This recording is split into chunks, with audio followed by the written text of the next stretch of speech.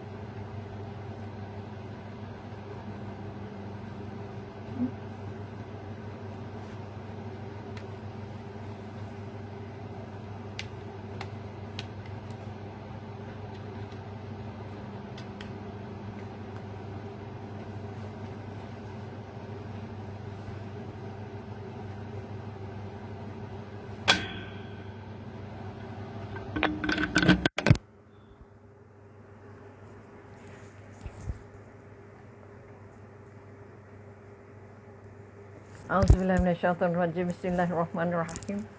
Alhamdulillahirabbil alamin. Assalatu wassalamu ala asyrafil anbiya'i wal mursalin wa ala alihi washabihi ajmain. Rabbi syarih sadri wa yassir li amri wa hlul 'uqdatam min lisani yafqahu qawli. Sekali lagi kita ungkapkan rasa syukur yang setinggi-tingginya kerana kita diberi kesempatan untuk bertemu kembali setelah berpisah beberapa hari kerana alasan-alasan yang disebabkan yang tak dapat dielakkan.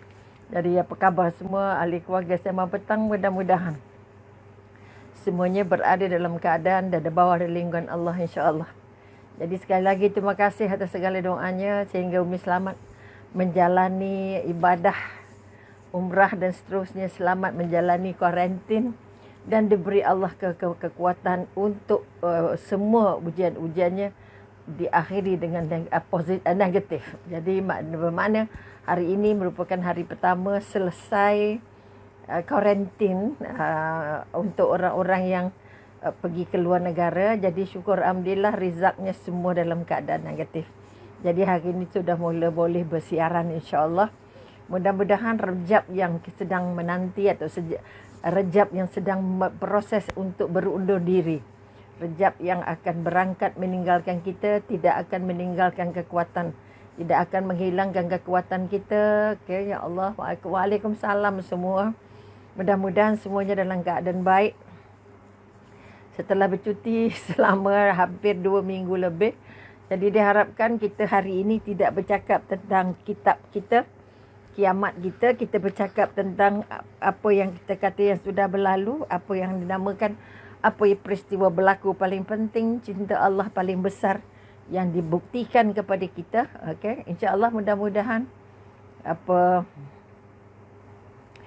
kita dapat menghargai, mengingati dan mengamalikan cinta-cinta yang Allah sudah pamerkan melalui Rejab.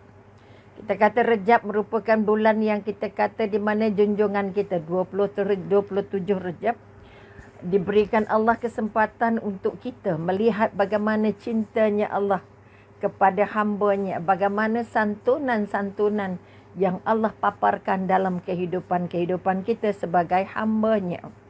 Maka diwakili oleh junjungan besar. Setelah melalui beberapa siri-siri kesulitan, siri-siri kesedihan, dan yang paling menyedihkan ialah siri kehilangan kedua orang kuat junjungan besar. Ini kisah yang sudah selalu kita sebutkan. Okay, apa yang kita nak angkat, kita tidak meneliti kesemuanya apa yang diceritakan dalam Isra Mi'raj, tetapi kita mengambil intipati.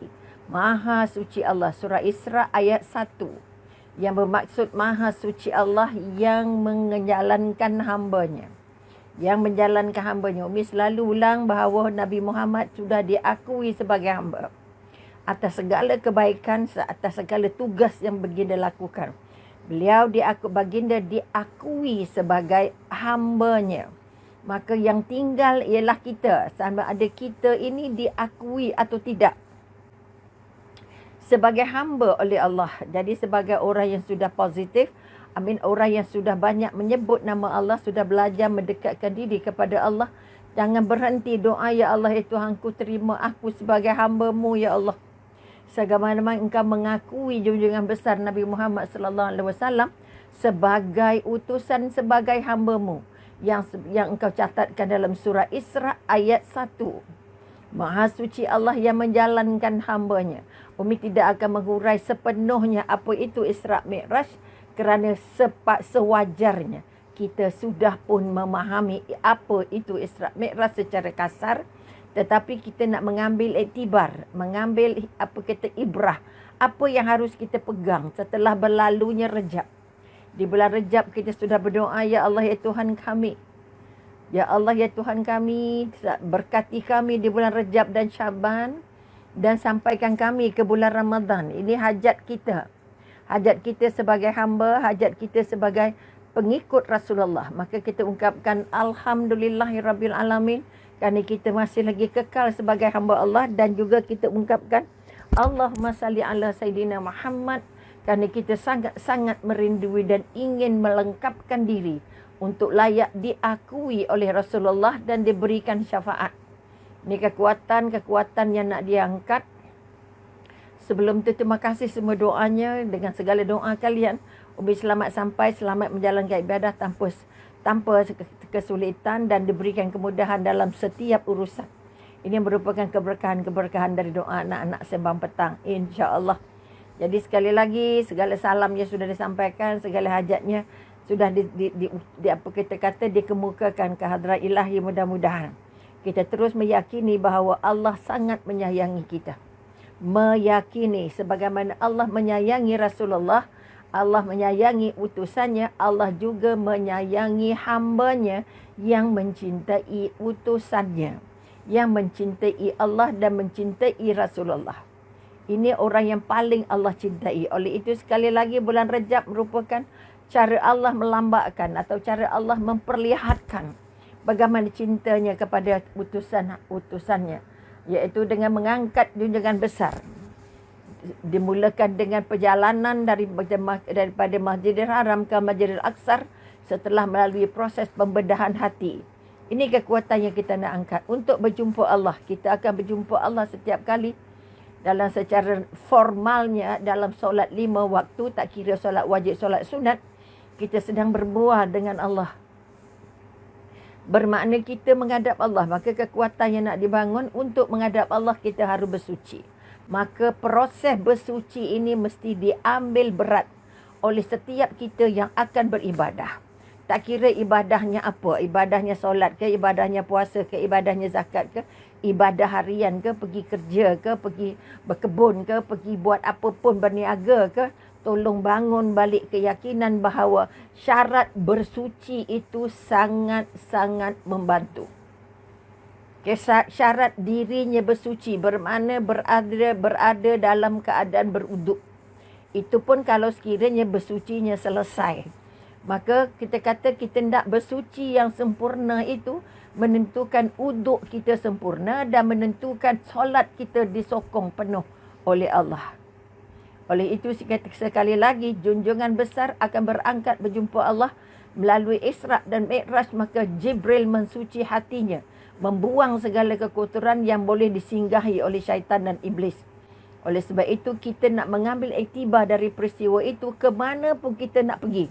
Pertama, bukan saja suci jasadnya, bukan saja suci pakaiannya, tapi paling penting suci jiwanya, suci hatinya, suci rohnya. Iaitu kita katakan melalui proses bersuci dan mengekalkan diri dalam keadaan beruduk. InsyaAllah semua langkah kita akan diberkati Allah. Tolong pastikan kalau Bilal sebelum mati, belum mati junjungan besar, sebelum kita kata wafat atau sebelum meninggal, Nabi sudah mendengar bunyi terompahnya Bilal di syurga. Sedangkan Bilalnya masih hidup. Itu juga peristiwa nak bagi tahu kita, Allah tak tengok jawatan kamu, Allah tak tengok gaji kamu, Allah tak tengok apa kamu buat, Allah tak tengok kamu anak siapa, kamu orang besar ke orang kecil. Allah pilih hambanya pergi ke syurga sekiranya hamba itu terus bercita-cita untuk berjumpa Allah. Terus bercita-cita untuk masuk syurga Allah. Lalu bila Rasulullah bertanya, "Ya Bilal, apakah ibadah yang kamu lakukan? Apakah ibadah yang kamu lakukan sehingga aku mendengar terumpah bunyi selipar kamu di syurga?" Maka Bilal menjelaskan secara ringkas bahawa saya tidak banyak ibadah ya Rasulullah, tetapi apa yang saya lakukan ialah saya mengekalkan diri saya dalam keadaan beruduk di mana pun saya berada. Andai kata uduk saya pecah, saya akan ambil semula. Sebaik saja beruduk, saya akan solat sunat 2 rakaat. Ini yang dikekal oleh Bilal sehingga sebelum mati sudah bunyi terumpahnya didengar oleh Rasulullah. Okey? Maka bersuci yang Jibril lakukan kepada Rasulullah semata-mata untuk melayakkan junjungan besar berangkat berjumpa Allah. Maka kita nak ambil iktibar ini. Pertama tadi, Nabi diakui sebagai hamba. Okay? Nabi diakui sebagai hamba. Minta maaf banyak pada semua yang menonton. Ya Allah, Assalamualaikum. Banyak salam yang tak dijawab. Amin. Ya Allah, jangan marah ya. Maka kekuatan yang nak diangkat, kita kata pertama kita berdoa dengan Allah. Ini bulan-bulan terbaik. Ini Rejab, Syaban, Ramadan ni bulan-bulan yang doanya sangat makbul. Doanya sangat terangkat. Doanya sangat diperhatikan Allah. Okay, bukan sekadar ya Allah ya Tuhan kami. Berkati kami di bulan Rejab dan Syaban sahaja dan jumpakan kami dengan bulan Ramadan. Kami nak dijumpakan dengan apa yang dianggap sebagai hamba yang diredai. Kami nak jadi hamba yang diakui. Sebagaimana engkau mengakui Rasulullah dalam surah Isra ayat 1. Maha suci Allah yang menjalankan hambanya. Sedangkan Allah tahu yang dijalankan itu adalah Muhammad. Tetapi Allah tidak sebut yang menjalankan Muhammad. Nak bagi tahu kita setiap hamba Allah yang diterima ibadahnya, yang diterima perbuatannya, sentiasa dekat dengan Allah. Ini kekuatan yang pertama yang kita nak angkat. Jaga diri supaya sentiasa dalam keadaan beruduk. Walaupun jual makeup, kita kata nanti rugi kalau uduk saat nak makeup balik lah. Jangan rugi dengan takut rugi dengan Allah. Kita takut kita rugi dengan dunia. Jadi sekali lagi yakinkan diri bahawa anda sentiasa kita bersama dalam keadaan beruduk untuk mendapat apa saja keberkahan dalam apa yang kita lakukan. Kedua, kita kata tadi Nabi disucikan hatinya, dibedah hatinya, dibasuh dengan air zam-zam. Okey. Maka kita nak bangun balik kekuatan, kita nak pegang prinsip ini. Setiap kali kita nak berjumpa dengan siapa pun, kita berada dalam keadaan bersuci. Kita tidak mahu sekadar bersuci jasad dengan air, dengan perfume, dengan segala benda, dengan pakaian yang gelap, kita kata yang cantik-cantik, tetapi jiwanya tidak suci. Maka yang suci itu belum tentu, apa kita kata? Yang bersih itu belum tentu suci. Tetapi yang suci itu pasti bersih. Okay? Sebab itu kita kata yang betul itu belum tentu betulnya, tapi yang benar itu adalah betul.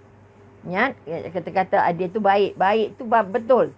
Tetapi kalau belum kita katakan suci, maka dia belum tentu baik. Maka jangan sekadar baik, tapi harus jadi suci. Itu yang kedua kita angkat. Jibril diangkat. Jibril menemankan Rasulullah.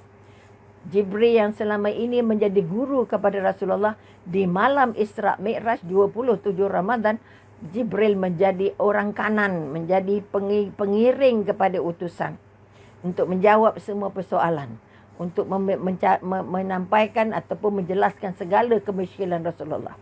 Maka berangkatlah utusan Allah, junjungan besar, bersama Jibril dan mengikut sirah yang lain. Ada juga malaikat-malaikat lain, Israfil dan Mikail yang membantu.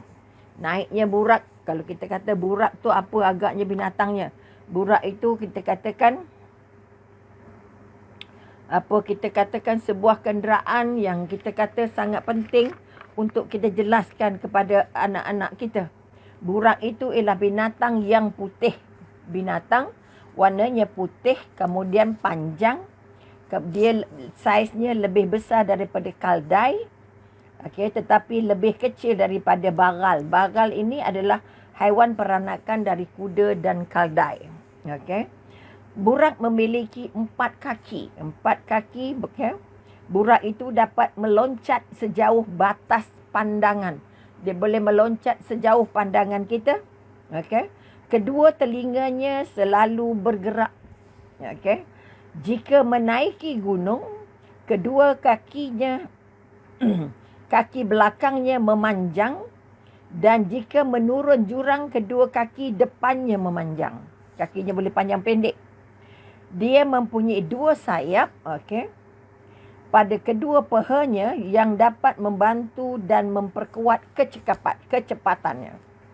Ketika Nabi Muhammad mula hendak menunggang burak, burak bertindak liar sehingga menyulitkan Nabi Muhammad untuk menaikinya. Kemudian Jibril meletakkan tangannya kepada leher burak seraya berkata, adakah engkau tidak malu wahai burak? Demi Allah, tidak ada seorang makhluk pun yang menaikimu yang lebih mulia menurut Allah dan daripada beliau.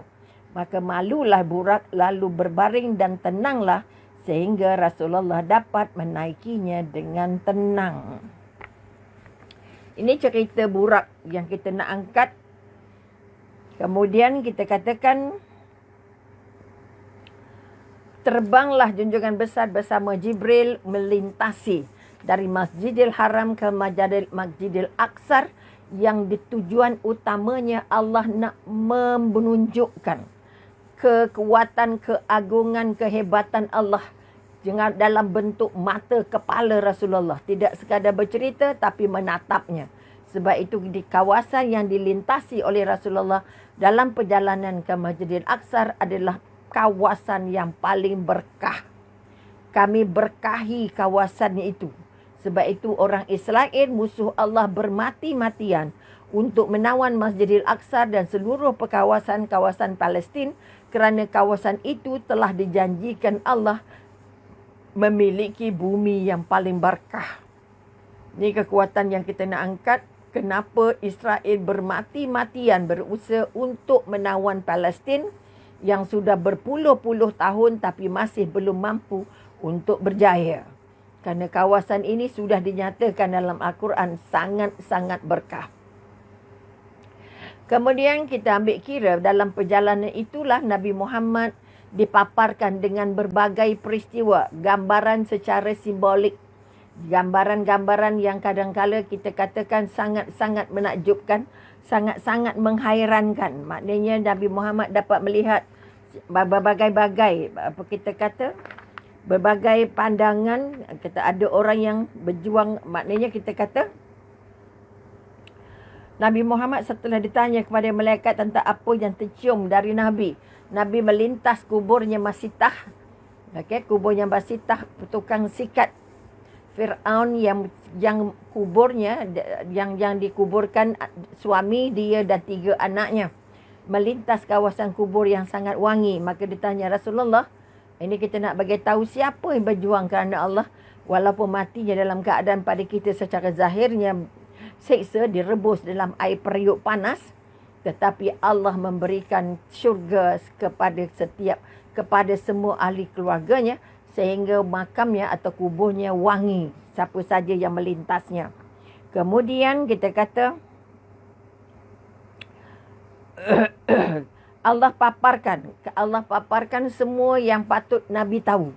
Mengajar, melihat, ataupun kita kata macam kita kata pergi melancong, tetapi Nabi melancong ataupun Nabi memenuhi perintah Allah dengan diberikan pandangan-pandangan tentang gambaran bagaimana siksanya di akhirat. Okay? Siksa di akhirat untuk kita benar-benar merasa sungguh-sungguh untuk membaiki diri, untuk membaiki hubungan dengan Allah. Antaranya kita katakan Nabi melihat ada mereka yang membentur-bentur kepalanya atau mengentak-entak kepalanya ke batu sehingga kepala mereka pecah. Dan setiap kali kepala itu pecah, maka pulih kembali. Lalu mereka menghentaknya lagi. Okay? Maka tidak berhenti-henti. Maka bila ditanya mengapa mereka lakukan ini, wahai Jibril. Maka Jibril menjawab, ini adalah gambaran dari siksa orang yang diberikan di hari kiamat kepada orang yang malas melakukan solat wajib. Dan sering mengakhirinya dari waktunya. Ini yang kita kata lambat solat, malas solat. Maka kerjanya besok, dia hentak-hentak kepalanya ke batu. Kemudian kita katakan siksaan-siksaan yang lain. Misalnya kita kata,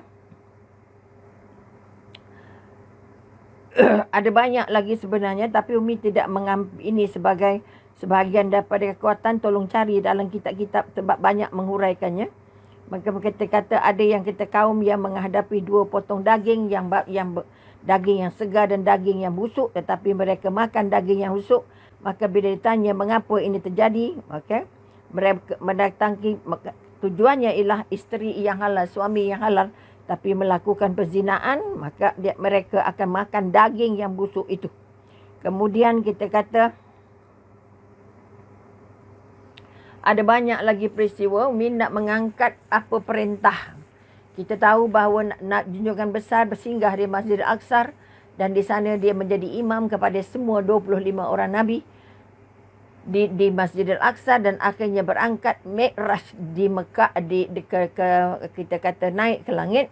Berjumpa pertama dia, kita kata langit pertama dia berjumpa dengan Nabi Adam. Nabi Adam juga bersetuju dan menyokong hajatnya kerana dia juga sangat cinta dan sayang kepada kepada Rasulullah. Kemudian dikatakan naik ke langit kedua, sebab kita tak dapat nak hurai semua. Langit kedua Nabi Rasulullah berjumpa dengan Nabi Zakaria. Nabi Isa, Langit yang ketiga, Nabi berjumpa dengan Nabi Isa. Langit keempat, Nabi berjumpa dengan Nabi Yusuf. Langit kelima, Nabi berjumpa dengan Nabi Harun. Langit keenam, Nabi Musa. Dan langit ketujuh adalah Nabi Ibrahim. Okey. Maknanya di langit ketujuh, selepas langit ketujuh, mereka Nabi berjumpa atau bersampai kepada kita kata Baitul Ma'mur. Apa dia Baitul Ma'mur? Ialah kita ada Baitullah. Malaikat ada Baitul Ma'mur. Di mana kalau kita kata tempat tawaf kita di Mekah, Kaabah kita di Mekah, kalau terus naik ke angkasa, dia setentang dengan Darul Ma'mur. Okey, dengan Baitul Ma'mur. Baitul Ma'mur ialah Kaabah ataupun tempat tawafnya semua para malaikat. Okey, sekali tawaf 750,000 malaikat tawaf, dan mereka tidak akan kembali lagi. Artinya sudah berangkat. Nak menunjukkan betapa ramainya yang sedang tawaf kita kata di Baitul Ma'mur ini. Kemudian Nabi sampai ke Sidratul Muntaha, artinya langit yang lebih atas lagi, dan terus ditinggalkan oleh Jibril untuk Nabi sampai sendirian berjumpa Allah untuk mendapat perintah solat.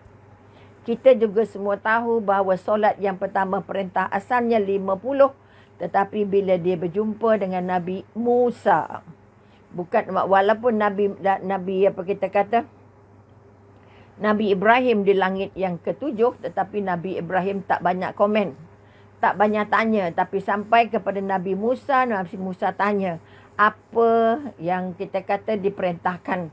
Bila Nabi cerita, Nabi Musa kata tak mampu 50 pergi naik balik. Maka naiklah Rasulullah dengan nasihat daripada abang-abangnya tadi dengan Nabi Musa untuk beberapa kali sehingga dapat dikurangkan sebanyak 5 waktu. Malah 5 waktu pun Nabi Musa kata ini pun mungkin kita kata pengikut kamu tak mampu nak ikut. Okey. Tapi Nabi kata aku sudah malu kerana banyak kali minta adab seorang hamba kepada Tuhannya.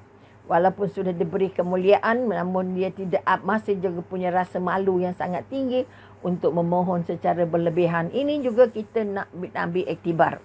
Kalau orang bagi, terima sajalah. Jangan banyak-banyak perintah, banyak-banyak soal. Kecuali kalau yang tidak munasabah. Ini juga kita kata adab. Walaupun kita boleh minta apa saja, walaupun junjungan besar itu sangat dicintai Allah, tapi Nabi sangat-sangat santun, sangat beradab. Sebab itu kita kata Nabi berada menghadap Allah dalam keadaan sujud, tidak dalam keadaan menatap wajah Allah. Dan kekuatan, kehebatan yang kita nak angkat bahawa kita merupakan umat paling bertuah kerana bernabikan Nabi yang paling mulia dari 25 orang Nabi. Ini kekuatan yang nak diangkat. Kerana kalau rasa bangga ini tak ada, bermakna kitalah manusia paling rugi.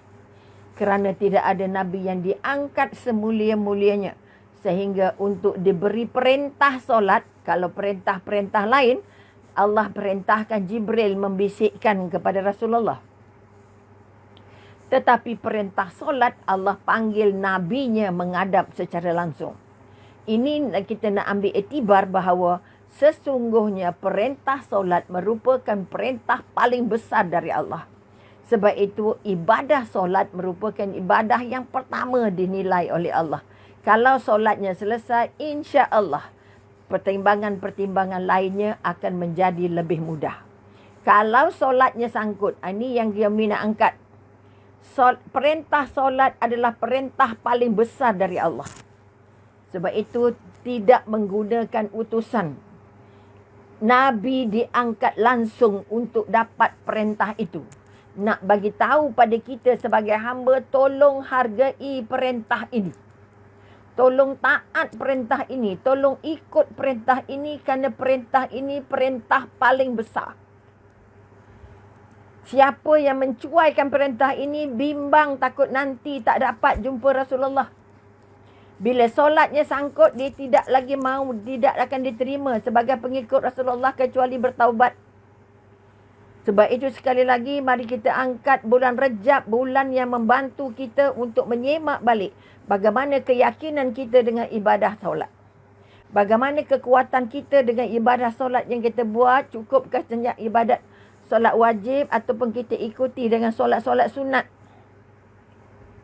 Nabi membuat semua solat sunat, kerana itu kita katakan solat fardu itu seperti nasi. Bolehkah kita makan nasi saja, tak ada lauk, tak ada sambal, tak ada ulam, tak ada kari? Solat-solat sunat itu adalah perencah-perencah kepada solat fardu. Jadi jangan kata saya buat yang wajib je, yang sunat tak payah. Bermakna hidup kita makan nasi saja. Tak ada gulai, tak ada ikan, tak ada apa. Solat-solat sunat itu adalah pelengkap kepada solat wajib. Kalau solat wajibnya ada yang terbocor-bocor, ada yang sangkut-sangkut, maka solat sunat itu akan menjadi pelengkap penyempurnanya. Oleh itu jangan rasa bahagia kalau sudah hanya menjalankan solat wajib. Kerana solat wajib itu seperti kita dapat nasi, tapi tak dapat ikan, tak dapat gulai, tak dapat sambal. Jadi kalau boleh tak agaknya makan nasi saja. Kalau kita nak makan, kita tak boleh makan nasi saja, maka solat juga begitu. Solat fardu sahaja tak cukup untuk menyempurnakan kita mendapat balasan dari Allah. Sebab itu diiringi dengan solat-solat ba'diyah, qabliyah, solat hajat, solat tahajud, solat fajar, solat Allah, solat apa lagi ada. Mana kita kata segala solat sunat-sunat itu adalah pelengkap penyempurna kepada solat wajib kita.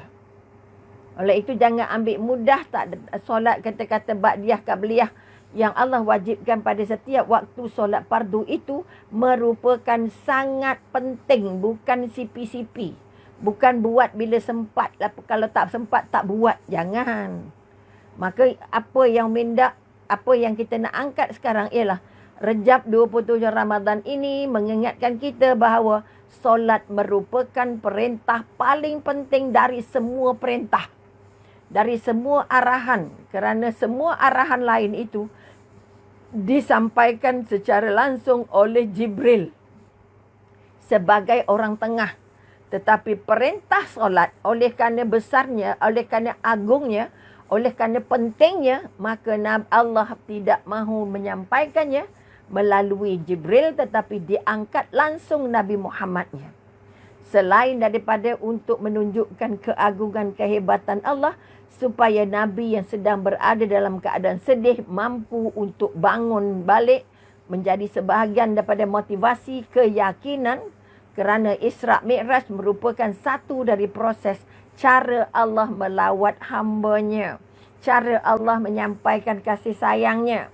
Oleh sebab itu sekali lagi, siapa saja yang berada dalam keadaan gundah gulana, maka banyak-banyaklah melancong kepada Allah. Banyak-banyaklah menghadap Allah, banyak-banyaklah bisik dengan Allah. Banyak-banyaklah menyerah diri dengan Allah. Banyak-banyaklah menyebut nama Allah. Banyak-banyaklah zikir kepada Allah. Kerana ini sudah dilakukan kepada junjungan besar. Masukkan hati kamu, bersihkan hati kamu untuk berjumpa Allah, untuk mengadu dengan Allah. Allah tahu apa dalam hati kamu. Allah tahu apa yang kamu ucapkan. Allah tahu apa yang tidak kamu ucapkan. Maka sekali lagi kita mengambil iktibar secara spiritual bahawa perjalanan merupakan satu proses merawat jiwa. Oleh itu mengembaralah, oleh itu berjalanlah, oleh itu bercutilah. Tetapi jangan sampai cuti-cutinya diselang-seli dengan bid'ah, diselang-seli dengan maksiat, diselang-seli dengan kemungkaran dan diselang-seli dengan makan dan membuat aktiviti-aktiviti yang tidak dekat dengan Allah. Okey, sebab itu sekali lagi kita nak bangun kekuatan, kita boleh melawat, kita boleh melancong, kita boleh berhibur, tetapi hiburan yang jangan melekangkan kita dengan Allah. Jangan membuat acara-acara yang melanggar perintah Allah. Okay? Jangan sampai kita kata kita bercuti bukan saja menyusahkan tapi juga melukakan. Bukan menambah pahala tapi menambah dosa. Maka dengan sebab itu kita katakan salah satu motivasi untuk mereka yang sedang dilanda kesulitan, kesedihan, kepiluan ialah dengan melancong. Dengan minta dengan Allah, ya Allah jadikan perjalanan aku ini perjalanan yang berkah. Sebab itu orang-orang yang sedang dalam perjalanan atau disebut dalam musafir atau disebut dalam safar, maka doa mereka sangat-sangat makbul. Okay, doa mereka sangat-sangat diangkat Allah. Kerana itu jaga niat bagaimana nak bercuti, ke mana nak bercuti, apa nak makan, apa nak buat, apa aktivitinya. Jangan sampai proses perjalanan kita meninggalkan perintah Allah, meringan-ringankan perintah Allah atau membiarkan anak akhirnya tidak melakukan apa yang dia wajibkan oleh Allah. Maka kalau itu perjalanannya, maka perjalanan itu tidak diterima Allah. Sebab itu junjungan besar setiap kali singgah, Nabi singgah di Madinah, di sebuah kebun kurma yang subur kata Rasulullah, dan solat sunat 2 rakaat. Nabi juga singgah di Sidratul Muntaha di mana Nabi Musa bercakap dengan Allah. Bukan Sidratul Muntaha. Tursina, di Bukit Tursina di mana Nabi Musa dapat berjumpa dengan Allah. Nabi Muhammad singgah untuk solat 2 rakaat. Maka setiap tempat yang berkah itu Nabi singgah untuk solat 2 rakaat. Maka kalau kita membuat perjalanan, pastikan kita lakukan juga semua perintah Allah dengan cara paling bahagia. Bukan sekadar singgah makan dan toilet, singgah makan dan minum sahaja, tetapi singgah untuk berjumpa Allah, mengucap syukur atas perjalanan. Kemudian seterusnya kita ambil kira bahawa perintah solat menjadikan tanda kamu benar-benar yakin apa yang Nabi bawa. Kamu benar-benar yakin sebenarnya ada Allah. Kamu yakin atau tidak Allah berkuasa. Maka Isra' Mi'raj menjadi sempadannya. Sebab itu perjalanan separuh malam dari pertengahan malam hingga ke subuh menjadikan orang-orang yang ada di Mekah yang sudah mula kenal Islam akhirnya bercanggah ataupun kita kata mula lenggang, mula merasa ragu-ragu kerana keimanannya mereka belum tebal. Oleh itu akhirnya ramai yang akhirnya keluar juga balik daripada Islam kerana tidak meyakini perjalanan 3 bulan itu dapat dijalani oleh Rasulullah hanya dalam sebahagian malam saja. Namun begitu Abu Bakar As-Siddiq akhirnya mendapat gelaran As-Siddiq yang benar sebagai satu daripada hamba Allah yang benar-benar yakin apa saja yang Nabi cakap adalah benar. Walaupun bukti-bukti Nabi berkerikan. Kalau orang-orang kafir kata apa? Siapakah yang kamu nampak ketika dalam perjalanan dari Masjid Al-Aqsa ke Mekah? Nabi dapat menghuraikan kudanya, berapa orang, berapa kabilah, apa yang dibawa dan sebagainya. Nabi juga diuji, cuba terangkan bagaimana keadaannya Masjid Al-Aqsa. Dengan izin Allah, Allah paparkan gambar Masjidil Aqsa kepada Rasulullah sehingga Rasulullah dapat menghuraikan keadaan di Masjidil Aqsa secara detail dan tepat. Maka berpecahlah mereka yang ragu-ragu dan menyatulah mereka yang kukuh dan kuat imannya. Maka ini sebahagian daripada natijah yang kita nak angkat, bahawa solat merupakan satu daripada lesen. Isra' Mi'raj merupakan sentuhan cinta dari Allah untuk hamba-Nya. Kalau Nabi boleh dirawat sedihnya, apa salahnya kita?